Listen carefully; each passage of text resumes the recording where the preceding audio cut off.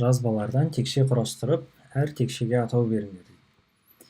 Жазбалары деген бұл берілген текшені алып, былай ашқан кезде осындай жазба шыққан екен. Енді осыдан қайтадан текшені құрастырыңдар дейді. Біздер мынауысын құрастырып көрейік, өйткені ол сандармен берілгені бізге суреттеуге оңай болады. Мындай текшені салайық. Үлкендеу қылып салайық. Және оның әр жақтарында қандай сан жазылғанын біздерге қазір жазу керек.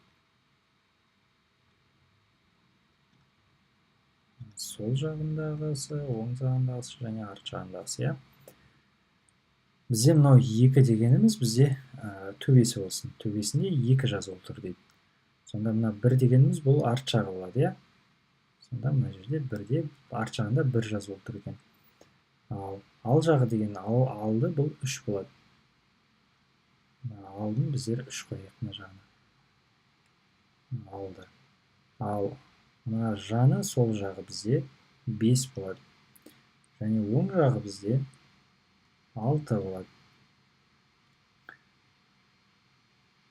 Ең асты бізде 4 болады.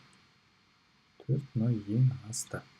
Міне осылай біздер текшені құрастыра аламыз. Мына жердегілерді дәл солай сендер құрастырсаңдар болады.